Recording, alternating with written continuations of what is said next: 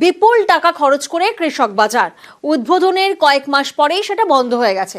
অভিযোগ, বড় রাস্তা থেকে বাজার দূরে, তাই ক্রেতার নাকি দেখা মিলত না। আর এতে কৃষকরা উৎসাহ হারিয়েছেন।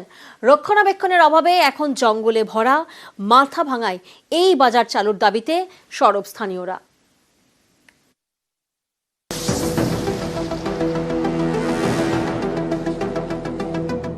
মাথাভাঙা ২ নম্বর ব্লক।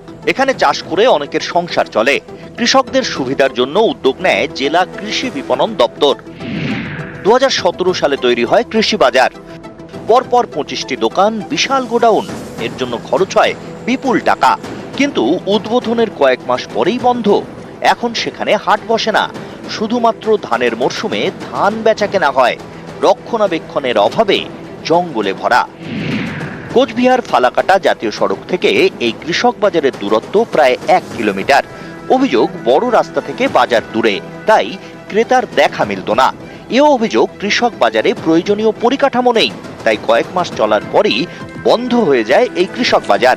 কৃষকরা প্রায় ১৫ কিলোমিটার দূরে ফালাকাটা কৃষক বাজারে যান।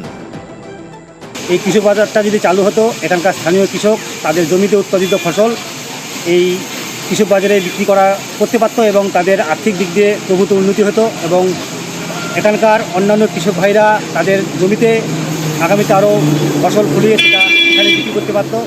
বাইরে থেকে পাইকার আসতো এবং এখানে মুনাফা বেশি হতো। এখন যদি একটা বাজার না চলে, সাধারণত কিছু তো হয়রানি হতেই হবে। এখন এখানকার সবজিগুলো ফালাকাটা কিষাণ মান্ডিতে নিয়ে যায়। তো আমাদের এই বাজারটা চালু হলে আমাদের আশেপাশের যে মানুষজন লোকজন আছে তারাও বাঁচতে পারবে, তার সাথে কৃষকরা বাঁচতে পারবে। এখানে সেখানে তো ধান ক্রয় বিক্রয় থেকে সবজি মান্ডি ইত্যাদি সমস্ত কিছুই কাজ চলছে।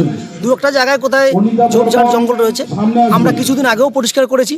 সে তো এগুলো তো স্বাভাবিক উদ্ভিদ গজাবেই, আমরা আবার পরিষ্কার করি। কোচবিহার থেকে রাজেশ দাস, নিউজ 18 বাংলা।